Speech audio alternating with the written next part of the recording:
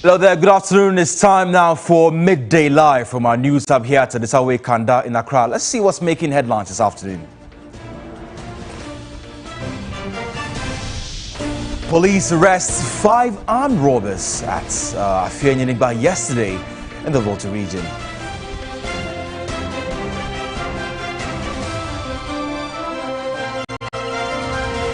Also coming up in the bulletin, the Asantehene Otumfo Oseitu II endorses Rockshore International as part of a strategic partner of the Ghana Integrated Aluminium Development Corporation. And in entertainment, all is set for tonight's grand finale of Ghana's biggest reality show, Ghana's Most Beautiful.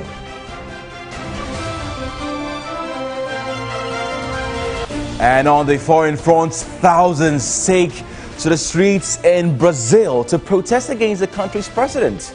We'll bring you more details on that.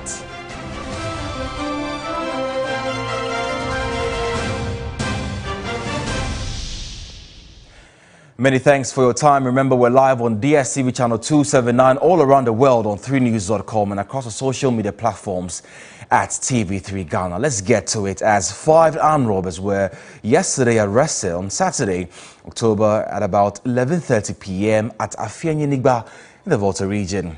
They were arrested by a joint team of police officers and the people of the town. Again, the robbers, according to the police, attacked a shop and shot into a vehicle. No casualties were recorded. Again, the police further stated.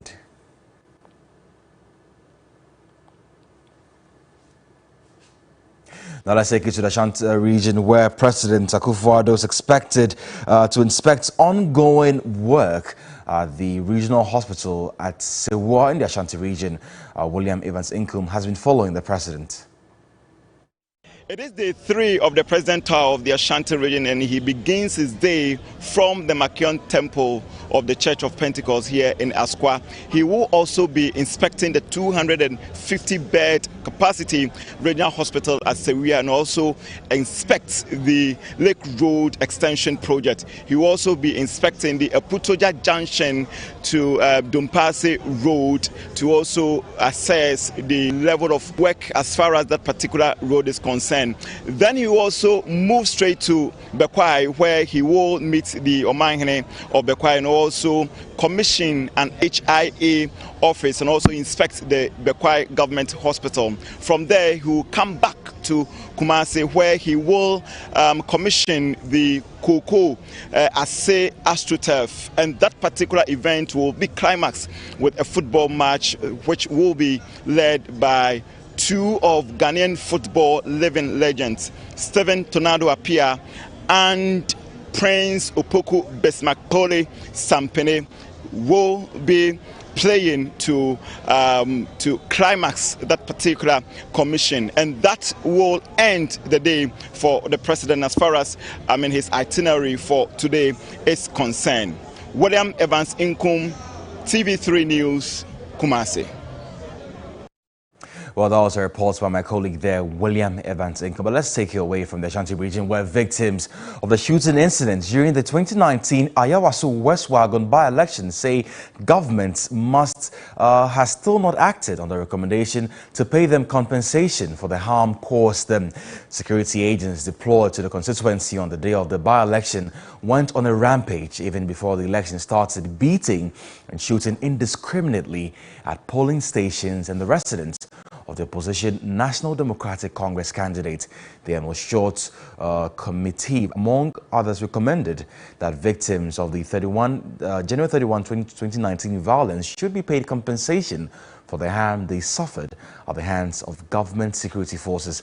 At a meeting with former President John Dramani Mahama, the victims of the shooting incident said none of them have received any payment from government.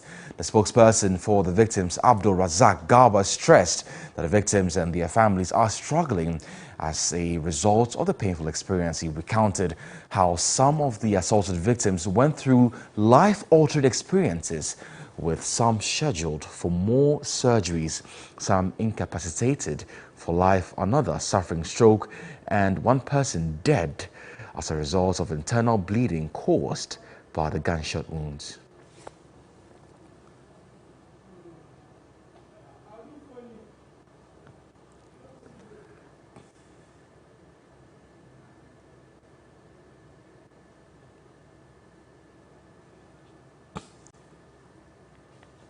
Now, infrastructural deficits at the Ayawaso EP Technical and Vocational Institute is severely hampering academic work. The institute, established some 40 years ago with inadequate classrooms and dormitories, has no assembly and dining halls. The Ayawaso Technical and Vocational Institute was established some 40 years ago by the Evangelical Presbyterian Church to provide employable skills training for the youth in and around Ayawaso traditional area. The institute was later absorbed by government, but not much infrastructure has been added, even though its population has over the years quadrupled. The institute is currently battling with infrastructural challenges. All existing projects at the institute were made possible by the EP Church with support from their German partners and the PTA. Presently, the senior housemaster, departmental heads and others have no offices. EPTVI, since its absorption in 2012 by government, no infrastructure project has been initiated in the institute. Accommodation for staff are woefully inadequate. Currently, I use Chamber Hall administration, a school at 40. The school is also without a school bus. Chairman of the Board of Governors of the school, Reverend Emmanuel Kobla Ami, regretted the lukewarm attitude from policymakers towards technical and vocational education. It is for this reason that the Evangelical Presbyterian Church Ghana is calling on government to come to the aid of EP Technical Vocational Institute in the area of infrastructure and other logistics to enhance teaching and learning in order to turn out technical vocational graduates. The 40th anniversary celebration of the institute was under the theme Technical Vocational Education and Training, the Solution to Youth Unemployment. Now, for close to 2 years, assembly members in the Agona West Municipal Assembly in the Central Region have not been able to elect a presiding member. This, they say, has hampered activities of the assembly and want authorities to address any issues hindering the progress. Lucy Ayambela has filed this report. All 4 attempts by assembly members in the Agona West municipality to elect a presiding member have failed. According to some members, this is as a result of both the groups sympathetic to the cause of either the NPP or NDC wanting to get the presiding member seat. All 5 candidates presented failed to get the 2/3 vote to qualify for the position. Samuel Eisen is an assemblyman for Wane Desuenim Mangwasi electoral area. That's affected everybody that matters to the assembly. We have not seen development. That is the core mandate why people voted for us. People queue to vote for us to see development.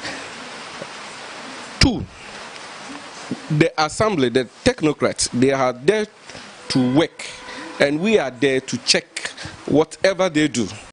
Currently, nobody checks them, so they do anything they want. Benjamin Edu represents Otabu Krow, and Danlad Usman also represents Zabzongo electoral area. They want authorities to resolve issues in the majority as a presiding member is elected. According to the assemblymen, they have not been able to meet as a house since they were sworn into office, thus affecting development.